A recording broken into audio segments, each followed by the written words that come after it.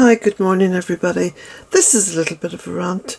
In fact, it's probably going to be a big bit of a rant. Last night my son sent me a link to this article in The Guardian that was published yesterday, and then this morning I got another link from Kez, and Kez's link I've left up on the comment section.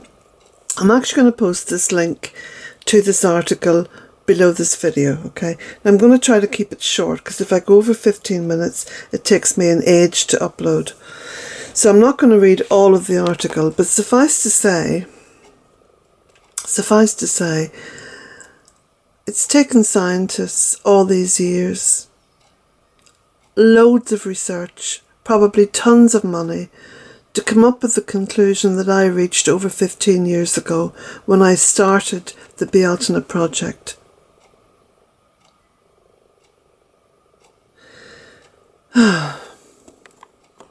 Yep.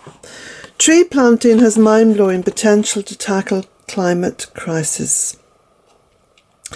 Research shows 1 trillion trees could be planted to capture a huge amount of carbon dioxide. Now, I'm not going to read the entire article because I've read it through twice already, and my blood pressure's gone up. So I may stop in between paragraphs and take you to another zone, just so as I can chill out a little bit. I'm actually sat here in the porch because this is the only place where I can manage to upload anything. And if I go over 15 minutes, I could be sat in here for much of the day. Right. Planting billions of trees across the world is by far the biggest and cheapest way to tackle the climate crisis, according to scientists, who have made the first calculation of how many more trees could be planted without encroaching on cropland or urban areas. Then they state the obvious. Oh, this next paragraph, by the way, I encapsulated this in a little statement which has since become a little bit of a meme, which is, plant as though your life depends upon it because it does, or for it does. As trees grow, they absorb and store the carbon dioxide emissions that are driving global heating. New research estimates that a worldwide planting programme could remove 2/3 of all the emissions that have been pumped into the atmosphere by human activities, a figure the scientists describe as mind-blowing. Okay, I had my mind blown 15 years ago, according to my family. Mother, you've lost your mind. When I came here to start the Bealtaine project on land that I was told was useless, low-grade agricultural land that would have excess amount of funding from the EU if I was to stick some more methane pumping out cattle on it. So, despite all the odds and all the advice and all the ridicule, of which there was a lot, by the way, I did actually have to deal with a lot of ridicule in the early days, because very few people have the capacity to be able to see the future. I only had to look at the bereft land and I saw the future, and it was a woodland. The analysis found there are 1.7 billion hectares of treeless land on which 1.2 trillion native tree saplings would naturally grow. And it goes on to say the extent of this. Okay, let's get down to what the Professor Tom Crowther actually says. This new quantitative evaluation shows forest restoration isn't just one of our climate change solutions, it is overwhelmingly the top one, said Professor Tom Crowther at the Swiss University ETH Zurich, who led the research. What blows my mind is the scale.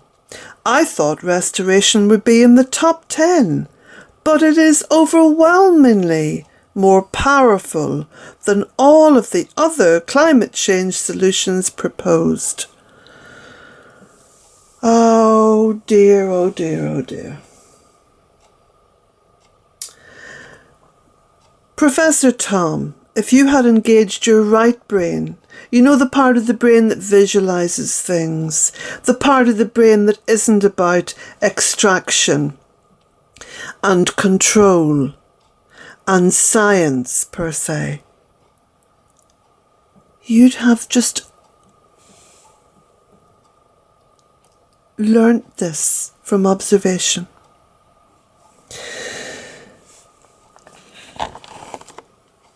I'm going to read the next paragraph and then I'm going to post the link and let you read the rest, because my blood pressure will start shooting. Crowther emphasised that it remains vital to reverse the current trends of rising greenhouse gas emissions from fossil fuel burning and forest destruction, and bring them down to zero. He said, this is needed to stop the climate crisis becoming even worse, and because the forest restoration envisaged would take 50 to 100 years to have its full effect of removing 200 billion tonnes of carbon. Right, I've got to raise my derriere now and just go walk about. Come on, Jack, because if I don't breathe, I'll explode. First of all, Professor Tom Crowther, why on earth, instead of saying forests, why can't you just say trees? Because when you say forest, you're letting most of humankind off the hook. Because the average response will be, well, I can't plant a forest. Hey, yeah, but you can plant a tree. And then when you talk about 50 to 100 years, would you ever cop yourself on? I've been here 15 years and look at this place. Now, if you consider that before I came here and began the Bealtaine project, all there was grass and rushes, how much carbon was the grass and rushes absorbing compared to the stacked system that's here now? Every single leaf, everything that's green, everything that you see here is absorbing the carbon, right? Absorbing it and pumping out oxygen. You don't need 50 to 100 years. You need to get off your ass and get out there planting. Governments, scientists, corporations will keep procrastination at top level speed in order to avoid doing anything. Anyway, I've been busy this week, and as you can see, you see, I have this thing called energy, which every human being has. I'm 63. I've got arthritis, okay? And, you can see the arthritis here in my fingers. And look at this one here, which is pretty bad, quite swollen and painful. But I have something called energy. I'm just going to let that ring out there. I have something called energy, and yesterday and the day before that, I spent quite a lot of time working here in the cottage and outside. And what I did was to clear everything out of the study here, everything out, give the study a really good clean, a really good tidy up, and then I rearranged the furniture, I put everything back in. And what I've done is I've opened up the space for energy to flow. Okay, and you can see the energy is just going to flow straight in there to where I'm going to be sitting with my laptop working, writing that is. I've also done a huge amount of work here in the sitting room. So I've changed the covers, I washed these covers and I ironed them, I put them on. I've done a bit of a clear out and a tidy up. I've also been in the lodge, sorting out that area in there. And I moved the single bed that was up there at the back wall into the lodge. I did all this on my own. Moved all that furniture out on my own. And I just kept hacking away at it until I had it all done. It's not impossible. It's not impossible for even just a small percentage of the population in each country to get out tree planting. Where there's a will, there's a way. The problem is there's no will. And another part of the problem is that people feel very disempowered because all they're reading about is, oh, you've got to plant between 1 and 2 billion trees. Oh, we've got to plant forests. Oh, this is about forest restoration. Instead of taking it down to grassroots level and saying, hey, do you know what this is about?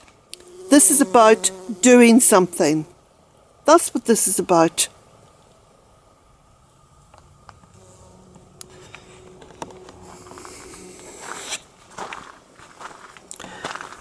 I should have warned you.